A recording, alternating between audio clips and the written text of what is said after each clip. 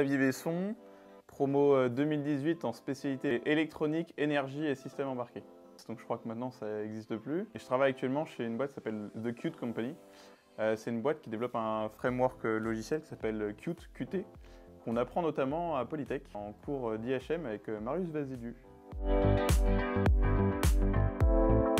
Honnêtement, je pense que, outre une expertise technique que je considère très bonne, voire excellente, j'ai des souvenirs de profs qui nous disaient qu'on devait être des experts en sortant, et c'est vrai. Ça a apporté quand même un environnement assez épanouissant, avec des choses assez variées, que ce soit en termes d'enseignement, mais aussi en termes d'activités extrascolaires, d'options, de possibilités, de découvertes et de projets aussi. Beaucoup de projets, ça c'était quand même très très cool, donc c'est quelque chose dont j'ai de bons souvenirs et qui me sert toujours actuellement, je pense.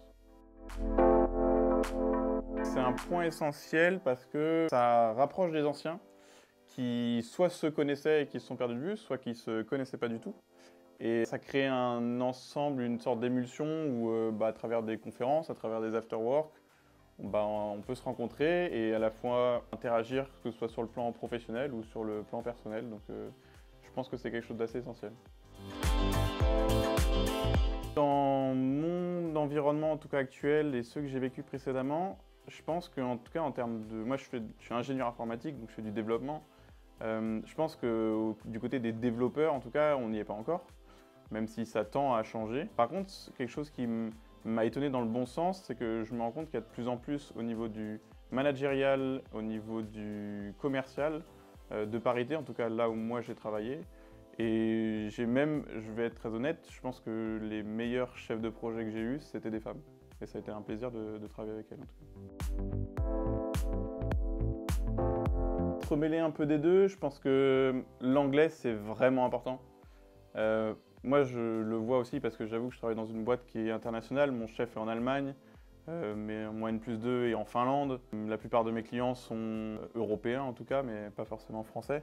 Donc je pense que c'est un prérequis qui est extrêmement important. Et moi, quelque chose que j'ai peut-être pas assez fait à Polytech et que je regrette pas forcément, mais que je conseillerais aux élèves de faire, c'est de partir à l'étranger, de profiter d'Erasmus, que ce soit pour les stages, pour les années à l'étranger.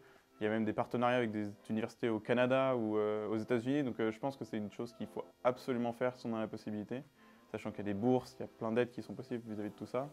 En tant qu'ingénieur, il ne faut pas aussi hésiter à changer de boîte. Que ce soit pour apprendre, que ce soit pour évoluer en termes de salaire, de ne pas rester coincé à un endroit et de stagner d'une certaine manière parce que les technologies, je le vois beaucoup dans l'informatique, mais je pense de manière générale, bougent vite. Et changer d'entreprise, c'est aussi se mettre en difficulté, apprendre de nouvelles choses et donc rester à jour, faire de la veille technologique. Donc je pense que ça, c'est très très important. J'ai un petit truc moi qui me tient à cœur et que je voulais faire pendant que j'étais à Polytech, mais que j'ai pas pu faire pour beaucoup de raisons. C'est le 4L Trophy.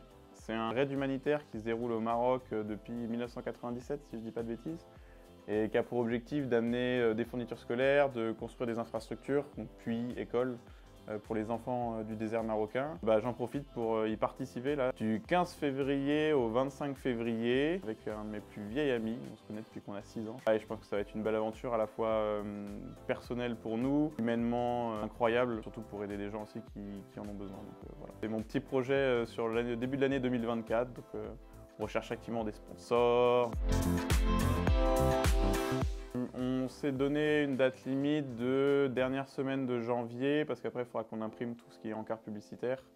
En fait, on propose en fonction de sommes qui vont de 200 à 1000 € des encarts sur la 4L avec aussi une session des droits à l'image pour utiliser sur les réseaux sociaux, des flyers, des brochures, que sais-je.